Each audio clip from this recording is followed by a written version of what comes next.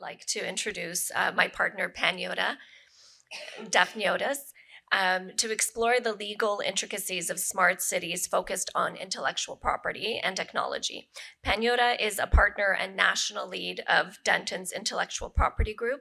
She is an IP lawyer with a practical mindset and deep experience working with a wide range of clients, including entrepreneurs, startups, global corporations, on development and implementation of integrated IP strategies covering the IP lifecycle. She advises on all areas of IP law, including patents, trademarks, copyright, data management and analytics, open source, licensing, marketing, and sponsorship, publicity rights and endorsements, IP support and commercial transactions, as well as IP disputes. Please join me in welcoming Panagiota.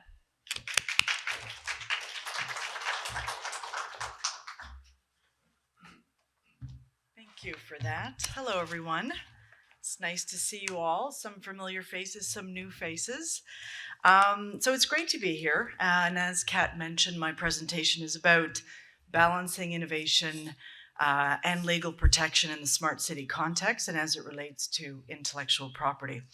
So to springboard a little bit from what we've heard so far, we heard Kat at the outset provide us with a definition of smart cities. And we had some speakers before us that talked about, and I took some notes, modernization, digital technological change, digital infrastructure, and a number of other really sort of interesting words representing what sort of is captured by the smart city concept. And so to sort of kick it off, I think what I'll start with saying is that the concept of smart cities is essentially an innovative approach to city management. And so my talk will really sort of build out from there. So there is an incredible amount of intellectual effort involved in the design, in the planning, and the predicting of city living. And it does require cooperation of many different parties working together. And that's going to be a bit of a theme I'll come back to a few times in my talk today. So you have city authorities, you have citizens in the community, and of course you have the business sector, the companies that are participating in this, what I'm going to call an ecosystem. And so this collaboration does result in organizational resources being created. It does result in urban architecture. And of course, in all of these places where you find innovation, I would argue that you would find intellectual property. So one thing that we do know, of course, about smart cities, and you heard it in the earlier presentation as well, is that they do generate huge amounts of data. And as a result of these sort of extensive and constantly expanding network of devices that are connected to the system, whether we're talking about cell phones, whether we're talking about sensors, whether we're talking about drones, personal computers, the list goes on. This network of devices that supports various types of systems that are important to the smart city, such as we could be talking about the optimization and control of or measurement of energy flows, or smart transport, intelligent transport systems, parking systems, of course, vehicles communicating with vehicles, or vehicles communicating with the city system, and health monitoring programs, information systems for users, etc. So this whole structure is controlled by dedicated software that coordinates the operation, and that's really a key word, of the system through computer networks, and of course with the internet. So I'm not going to be talking about this today. You heard a little bit about artificial intelligence earlier, but artificial intelligence and blockchain and many other technologies will have a key role as we move ahead. So this is a long list that I've been giving you here, but when you think of that sort of long list of elements that make up a smart city, which I called earlier, I called an ecosystem, intellectual property and the results that do arise as a result of all of these things operating together, that will be held by many different parties that are involved in this ecosystem, become quite key. And sort of on one hand, you have the concept of design, And the other hand, you have sort of this concept of implementation, and implementation of new or existing city solutions, inventions and the software and collaboration that are likely to exist, along with sort of the innovative nature of that collaboration that's required, will necessarily involve some key IP issues. And I think it is important to be aware of the legal conditions that do exist from an intellectual property perspective. So backing up for a moment, just to sort of take a real high level view of intellectual property, what are we talking about? And I like to call it sort of the four corners of intellectual property, starting with the one we're the most familiar with is trademarks, the brand. It's our ability to be able to identify a source and attribute a certain quality, a certain trust to that source. That's what sort of the brand, the trademark protection exists for. You then have copyright, which again, many of us, we're quite familiar with it in our day-to-day. It protects. It's a regime of protection around the expression of an idea. It might be a song, it might be a photograph, it could also be software. And then you have patents, which often gets a lot of attention in the IP world. And patents protect the functionality of something, how something works, which is sort of a different element of the creative life cycle of things. And then finally, you have trade secrets, which are a regime of protection around valuable information. I'm not going to be talking a lot about trade secrets today, but they're certainly a very important part of the intellectual property conversation. Adjacent to all of this and sort of your brand identity in particular is our presence as an organization, as a company, as a municipality, is your presence in online. And so we're talking about domain names, we're talking about generic top-level domains, we're talking about social media handles. Those should never be overlooked because they are part of the sort of the support system, if I could say it that way, for your brand.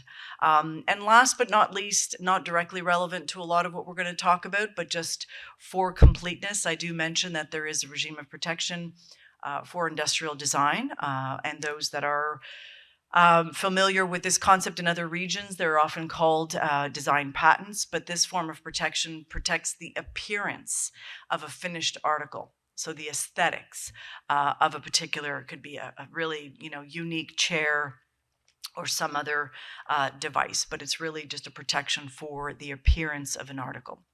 So I'll start with patents. Again, patents tend to get the lion's share of attention when we're having IP conversations, but those rights provide the rights holder with a monopoly over what's claimed in the invention. I'll dig into that a little bit in a moment. But smart city technologies may have patentable aspects, such as novel sensors, novel sensor hardware, inventive connectivity mechanisms, new information processing methods. And I say this right at the outset because it is quite common to have questions about patentability, and inventors tend to be quite humble about the patentability of their inventions. They tend to think, well, this can't possibly be patentable. So I say it as a bit of a reminder that where there is innovation, there is intellectual property oftentimes. I did want to jump back to data for a moment in the context of patents, which is not necessarily a usual connection to make, but I'll explain. So understanding IP rights and how they can attach to data is important. What and how the data is collected, how it's assembled, and how it's generated is important to that understanding. So we're talking about sort of the raw content, which is the data. So that might be the hourly temperature readings from a sensor, or it might be the age of a group of participants in a survey. Recordings, photos, I think you get the idea. But then, depending on what you do with the data and how that data is created, and how it's manipulated, will affect whether or not it may attract IP protection. Now, patents cannot, I just want to be clear, I'm not suggesting that patents help you protect data. Patents do not protect data. But the way in which you might manipulate that data may be protectable. And that's extremely important in the smart city context.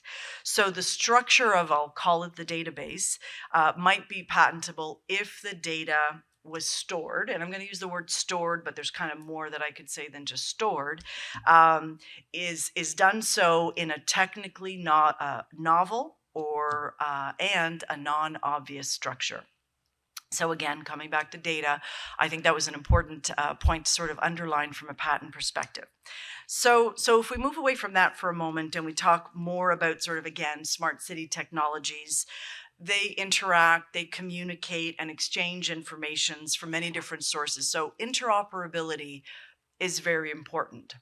Again, worth emphasizing that patents in the space of interoperability have really exploded over the last few years. And so that, again, should be a piece of information that is not overlooked in the smart city context.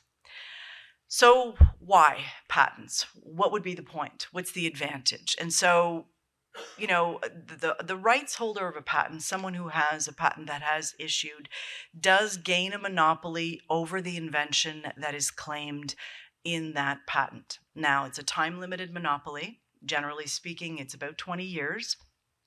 And it is limited to the country in which that patent has issued. So patent protection is national in nature. So if you have a patent in Canada and the US, you have a monopoly in Canada and the US. You do not have a monopoly over that invention in Europe, as an example. So how does an entity that has a patent benefit from that patent? They would have, as I mentioned, a monopoly to practice that invention, which would mean it would have a competitive advantage over others in its field. It would have theoretically the ability to attract more clients because other companies cannot practice the invention that they successfully registered in a patent. Presumably, they could generate greater revenue by charging higher fees because, again, they have that competitive advantage. And it's interesting to sort of, remember that because it is an interesting potential opportunity to generate revenue. It is an opportunity to potentially recoup your return on investment in your research and development in innovation in your entity, in your organization. And so, one sort of advantage. The second way that you can benefit from having a patent is through licensing. And the way in which you could do that, there are many different ways. It may be that you are interested in practicing that invention, but you are willing to license out to someone else only in a particular region or only in a particular field of activity and generate revenue through a royalty. Or you may no longer have a need to practice that invention and another company does. And so you might give them some form of an exclusive license, for example. So I'm just highlighting a few options just to make the point that the potential exists in that respect as well. So if I move away from patents for a moment, I want to move back to this theme that I touched on earlier about the number of parties that work together in this ecosystem. So we know that smart city initiatives are often public-private sector partnerships, I'll say, involving multiple parties. And recently I was actually just sort of poking around and I came across this smart city strategic roadmap for the city of Scottsdale, Arizona, which I thought was kind of interesting for me anyway. And as I poked through it, I saw a description in that roadmap about what they called the City Innovation District. And the City Innovation District in this roadmap is described as this geographic area, and I'm looking at my notes a little bit more just so they get this right, but where leading edge institutions and organizations cluster and connect with startups, with business incubators and accelerators. And the way that it's described is that these districts are also intended to be quite physically compact, transit accessible, and offer mixed housing, office, and rental spaces to create environments that are essential to generating and producing new ideas. So it really underscored for me this very deliberate desire and need to promote co-development, collaboration through these sort of this compact cluster of activity. And so, we really do need to remember that layered on top of all of the different rights and sort of risks and opportunities are all the fact that all of these different parties are coming together and are necessary to create this innovation in the smart city context. Probably I would layer on top of that the fact that, as let's say connected cars proliferate, you're going to have, the auto industry. Well, you do have, not you're going to have, you do have companies in the auto industry, in the technology industry, financial service companies, all coming together to form alliances that are going to raise sort of, familiar questions in this context.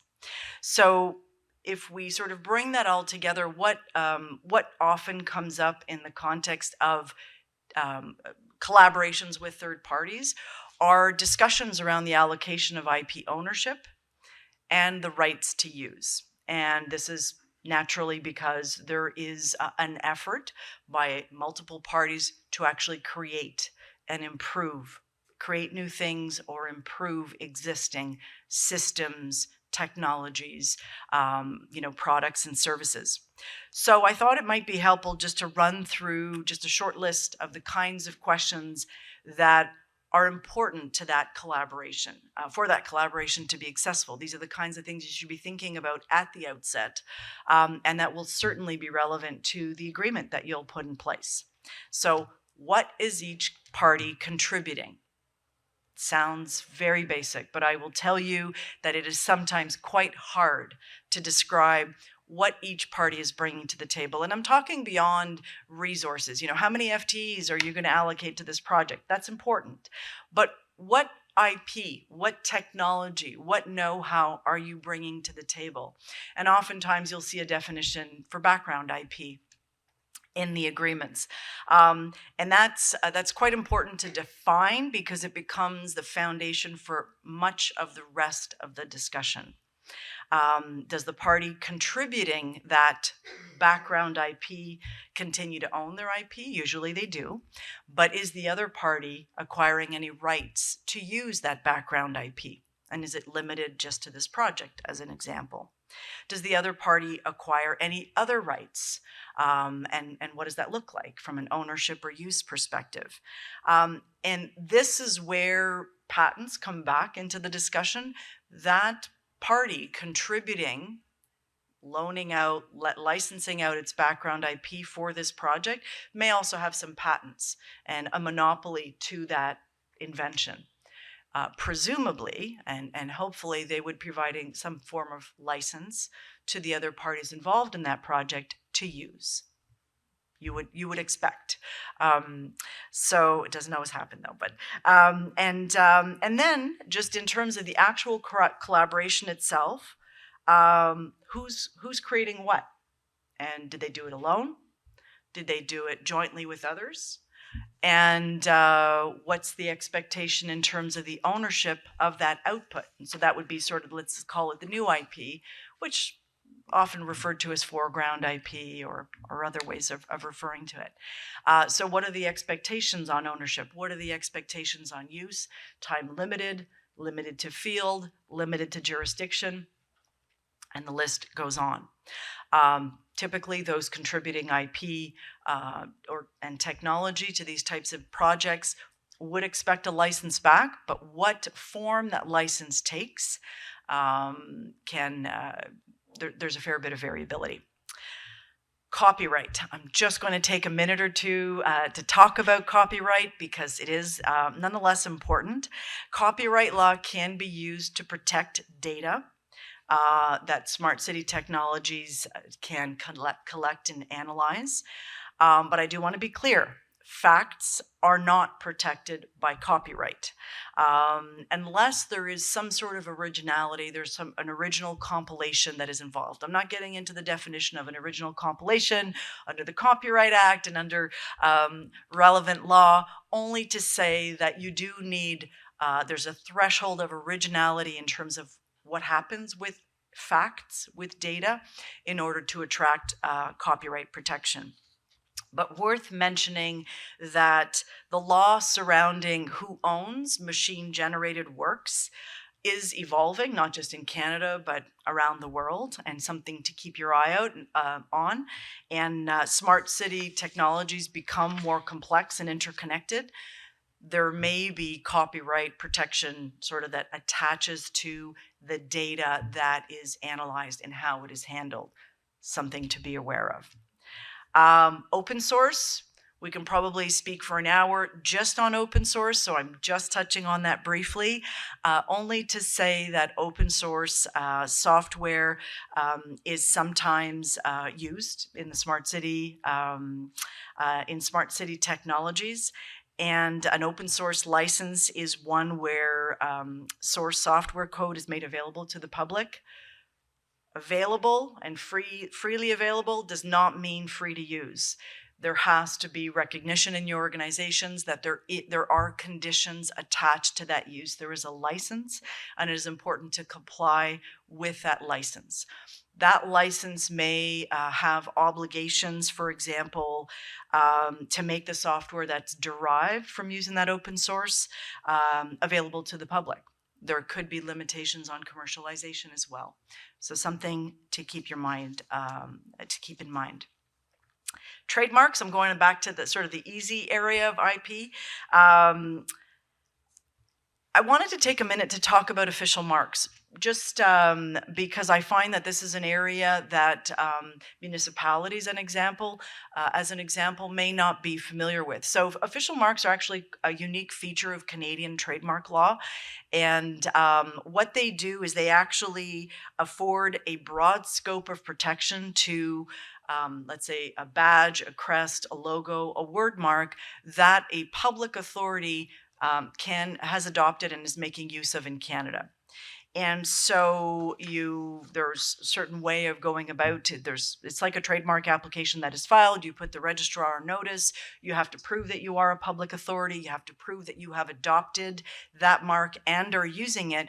But what's interesting about an official mark is that it prohibits others from adopting or registering an identical or a nearly identical, so similar to mark, irrespective of the associated goods and services. And that is the big difference. So quick example, if I'm a trademark owner for the word jump in association with athletic apparel and running shoes, I have an exclusive right to the term jump in association with those goods and whatever the related services are. So if someone else wants to open up a burger chain called Jump, I can't prevent them from doing that because my exclusivity relates to athletic apparel and running shoes. An official mark by the City of Toronto for the term jump would capture everything. And so in theory, no one else, including someone who's interested in opening up a burger chain, could use the term jump. Now, the City of Toronto could decide to give consent if ever it was asked to give consent, but that broad form of protection is quite interesting for municipalities, public authorities, as an example, who want to be very protective of the recognition that is being, the recognition of their citizens, their communities, for their logos, their designs, etc. I'm going to, I think, just make a few closing comments on an area that may or may not be intuitive from a smart city perspective, and that's the metaverse. Now, the metaverse is a collection of immersive and interconnected digital experiences in which users can interact through these sort of computer-generated environments. And those of you that maybe are into gaming are a little more familiar than others on the metaverse. But I make the connection between the metaverse and smart cities because smart cities aim to enhance the experiences of their citizens, improve infrastructure, modernize government, and all of the things that we've talked about leading up to when I came up here. And the metaverse, I think, has the potential to significantly sort of revolutionize and spur innovation in this space. there has been, what's not clear though is whether or not the metaverse is actually even on a smart city roadmap. I'm not sure that I've seen it. Maybe it is, but I think it should be. Now, a lot of R&D in the metaverse space has looked at this kind of trend in the smart city context for the design of believably virtual cities based on large-scale data-driven AI systems. And they term this virtual urbanism, augmented urbanism, and how this all applies to urban planning. Importantly, again, with the metaverse and again with the theme of the number of parties that are involved, again, when it comes to the metaverse, there really is a combination of parties that come together to build on this platform and that will be involved in the relationships required. So there will be these commercial agreements that come into effect, and you're going to have niche players getting involved that have specific expertise, again, probably from virtual gaming platforms. So I do think that there are opportunities for future smart cities. And one of the key opportunities that I'll just close off with and give you a couple of examples on is urban tourism. So, and I thought these examples were quite interesting, so I'll share them with you. The first one arose actually out of pandemic restrictions, travel restrictions, and this is Zepeto. I always hope I say that right, but I'm not sure I do. Zepeto World, and it's a smartphone app that allows users to create personal avatars and travel around Korea. One of the tours is a highly detailed interactive map of the Han River Park and gets almost 260,000 visitors a day. Users are able to communicate with one another, shop, and watch performances, and this app has about 190 million members. Example number 2 is a group called BCB Group, and this is a crypto banking group that exists, and they've created a metaverse city that includes representations of very well-known destinations and landmarks such as the Great Wall of China, the Statue of Liberty, and so on. And they have a whole proposal about how cost effective it is to use the app instead of traveling, because instead of spending $10,000 to go to see the Wall of China, you can experience it in the metaverse. And last example, very recently, there was an announcement out of Saudi Arabia that said that the ancient city of Hegra had entered the metaverse in line with their national program to drive technological transformation and innovation. It's the first UNESCO World Heritage Site to be placed in the metaverse, allowing digital tourists to explore the surroundings as well as some ancient artifacts. So there are many, many more examples of modern cities and ancient cities entering the metaverse and providing experiences to users and creating potential revenue opportunities.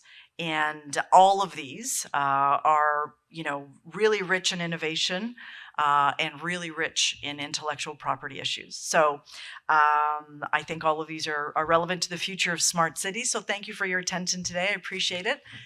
Thank you, Panagiota. On the metaverse, I thought it was interesting when I read an article a while back about how many tens of thousands of dollars you can spend on metaverse skin for your avatar. And Dolce & Gabbana last year or 2 years ago broke the record with a $6 million dress in the metaverse, which I think is amazing. We do have a few minutes for questions for Panagiota, Andy, or Ryan. Hi, everyone. My name is Nabil. I'm with the City of Toronto. I had a question for Panagiota, although I'll say that Ryan and Andy, your presentations were great. I really enjoyed especially the Pac-Man model. I think a lot that we can take back from that. Not just because we like Pac-Man. But for a question for Panagiota was, I'm very interested in your comments about public-private partnerships and IP, and these questions about that you posed. What are your comments or thoughts on joint IP and how perhaps municipalities can protect the value of their intellectual property? Because sometimes it's very hard for the municipality to assess what it is actually contributing as background IP. Yeah, it's a great question. I guess I ran off too soon. I should have sat down up here. That's a terrific question. And I actually avoided, as I was preparing for the presentation, I didn't actually. I always say something about joint IP ownership and how it should be avoided. That's my starting guidance. But the one time that I didn't put it in, I got the question. So now I know it's a valuable piece. The short answer is,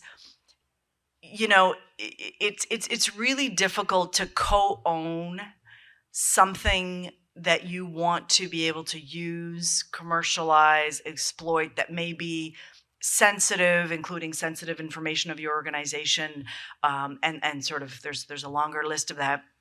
It's very difficult to co-own. It tends to be the position taken by parties because they just want the question to go away. And, it might be the 11th hour in the negotiations, and now everybody wants to talk about who's going to own the IP, and everyone's like, oh, let's just co-own it.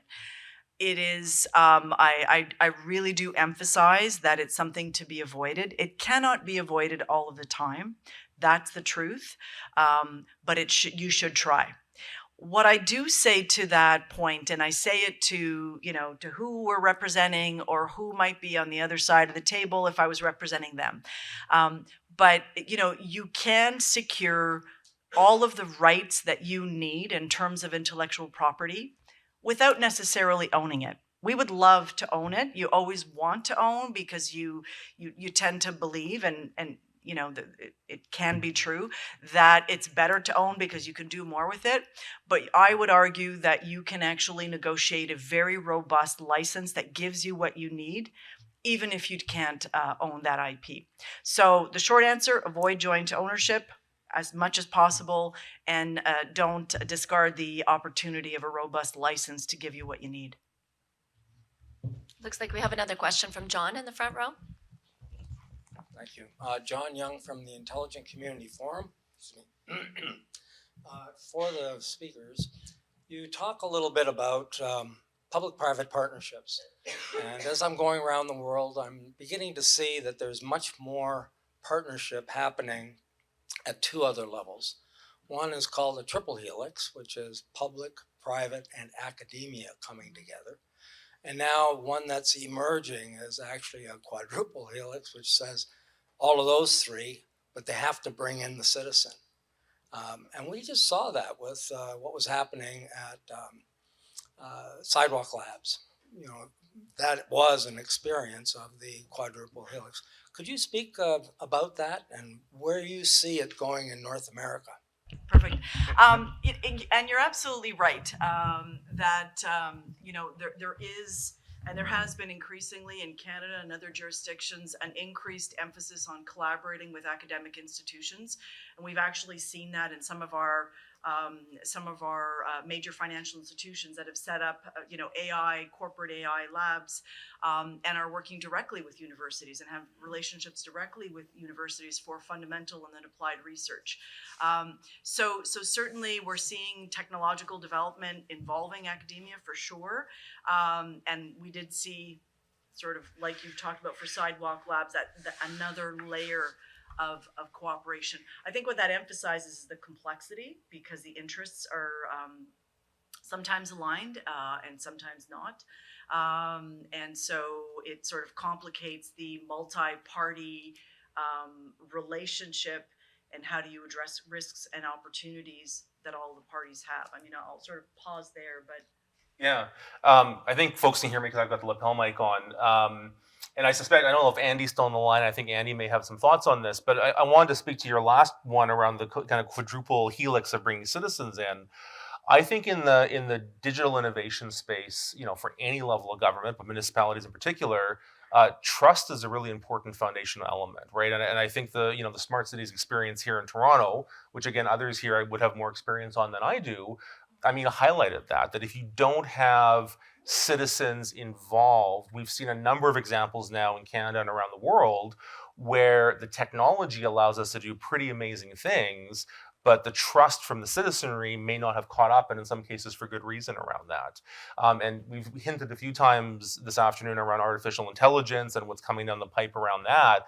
I mean, the exponential nature of some of these new technologies that are going to be difficult to control means that there has to be kind of a public education piece and a public engagement piece of this. So, I mean, my suggestion would be, and certainly with any clients we work with, we would say if you're doing anything that is involving citizens, you have to be thinking about how you create and maintain trust as part of that. Because if you don't, your license to innovate is going to become very, very short. And as soon as there's pushback on that, elected officials are naturally not going to want to get ahead of public trust and not be able to get ahead of public trust on this. There's a thing called ethical smart cities. Mm-hmm. And Evergreen created a program in 2019 across Canada on the Smart City Challenge, which focused on transparency, accountability, ethics, all of those things. Yep. And, you know, we're beginning to see across Canada the need for that. Absolutely.